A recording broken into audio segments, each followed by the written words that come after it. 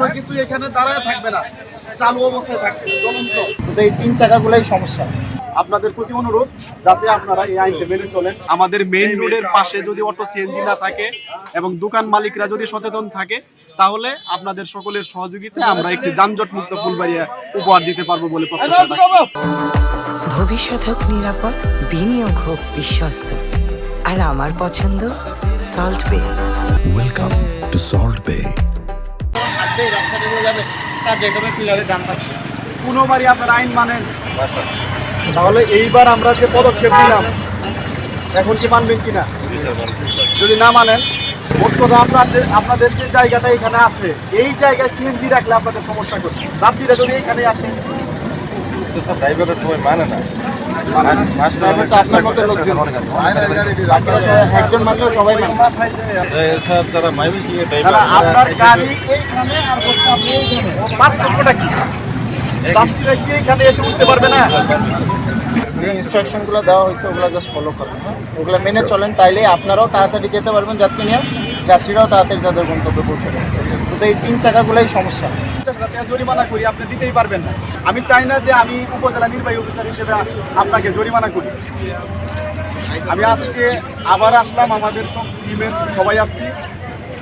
আপনাদের প্রতি অনুরোধ যাতে আপনারা এই আইনটা মেনে চলেন। এই রাস্তা আমাদের এই একটাই রাস্তা, অন্য কোনো বিকল্প রাস্তাও নাই যেখান দিয়ে লোকজন চলাচল করবে। তাহলে আপনাদের কারণে যদি এই রাস্তায় যানজট তৈরি হয় তাহলে এটা কেমন লাগবে? সব ড্রাইভাররা নাই, যারা নাই তাদেরকে নিউজটা জানাই দিবে।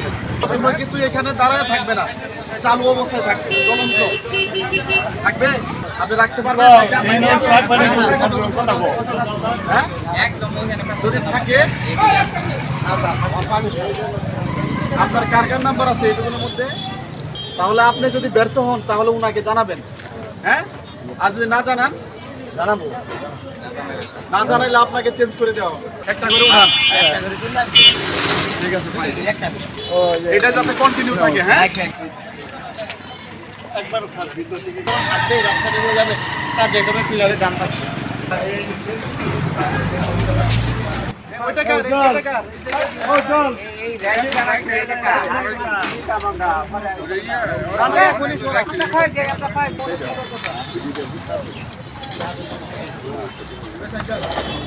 আমাদের বাইপাস কোনো রোড না থাকা এটা আরো প্রকট আকার ধারণ করেছে। ইতোমধ্যে ব্যবস্থা নিয়েছি, কিন্তু তারপরেও কাজ হয়নি। তো আমরা আবার সেই ব্যবস্থা পুনরায় নিচ্ছি।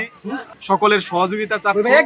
আমরা বিভিন্ন স্ট্যান্ড নির্ধারণ করেছি, ওই স্ট্যান্ডগুলোতে অটো সিএনজি থাকলে, আমাদের মেইন রোডের পাশে যদি অটো সিএনজি না থাকে এবং দোকান মালিকরা যদি সচেতন থাকে, তাহলে আপনাদের সকলের সহযোগিতায় আমরা একটি যানজট মুক্ত ফুলবাড়িয়া উপহার দিতে পারবো বলে প্রত্যাশা রাখছি।